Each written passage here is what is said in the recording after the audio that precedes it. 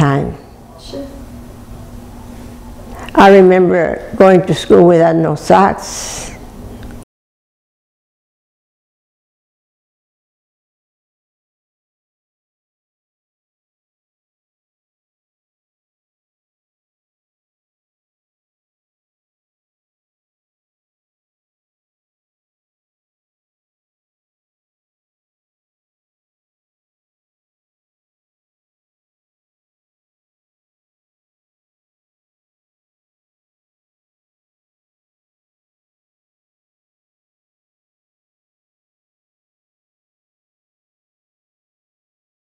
No boyfriends. I met your grandpa through my sister.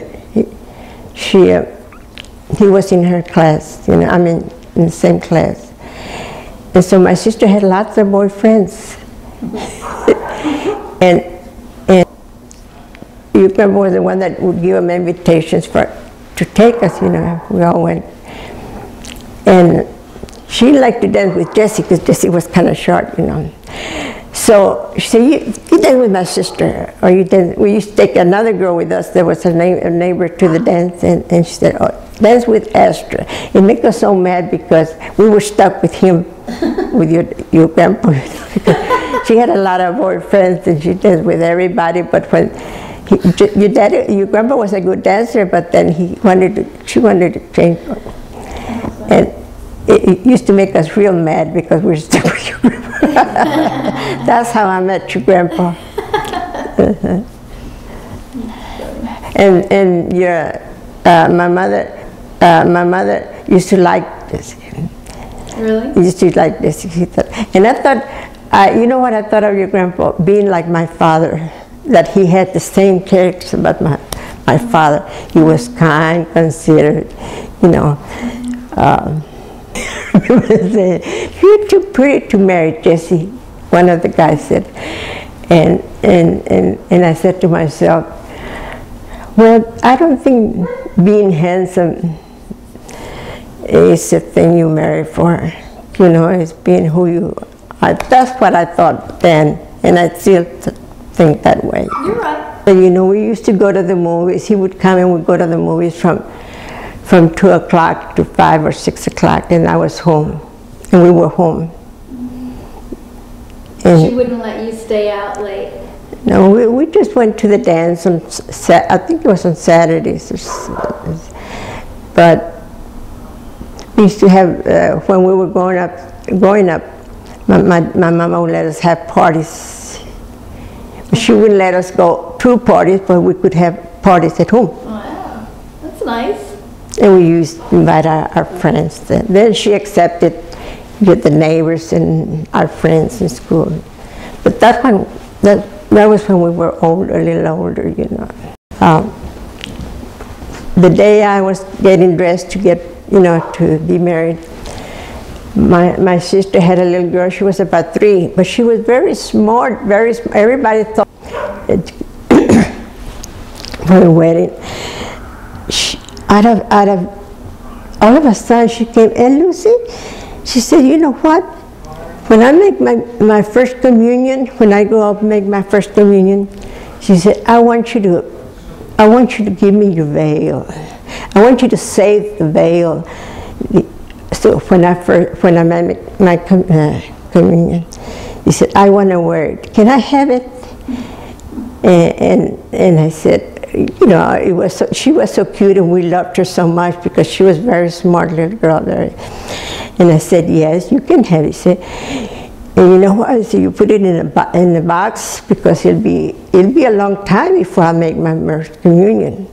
You know, and we were talking about that when my sister walked in, and she said, and she told her mother, you know what? When I make my first communion, this is what I'm going to wear. And she got the veil and she put it around her. I didn't have the veil on, but she put it around her. She said, yeah, you're going to save it for me. Right, Mother? He said, well, they haven't given it to you yet. He says, yes, and Lucy said I can put it in a box and we're going to save it. And that's mine. And one day, my niece got sick, And she was sick for a day, I think. And then all of a sudden she got real sick, and my sister called her husband at work. The little girl was very sick. We had to take her to the hospital. She had a lot of fever. Well, my sister didn't know how sick she was. Well, anyway, he came home and was on the way to the doctor. And when they got there at the doctor's office, they came in, and the doctor said, "What's the matter with this little girl?" And he looked at the little girl, at her, and he said, but he already looked at from, I guess, when my sister had her, and he says, "Just put her here in the table." And he just said, my sister said that, she said, "What's the matter with her?" And then the doctor didn't say anything. He didn't say anything for a while, you know. And he didn't know how to say. Oh, I don't know. My sister said it took him a long time. He went next room, and he came back. And he said that she was dead. She was dead already. And my sister remembered that when they were going in the car, they were going to the doctor. She felt something. I don't know. She says she felt something. She didn't feel with the baby or that it didn't move or nothing. Something went through her, you know. But she didn't think of that the baby had died or not. She just felt, I don't know, she said she couldn't explain something that it went to her. She had an awful feeling. Told me,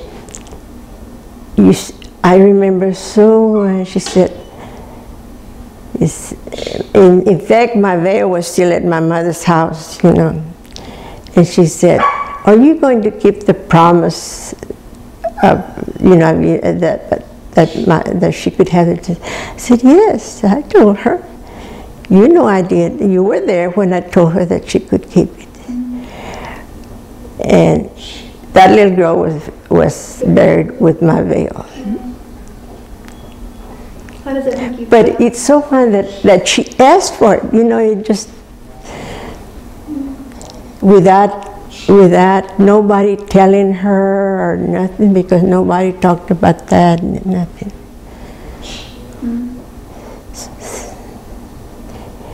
For a long time,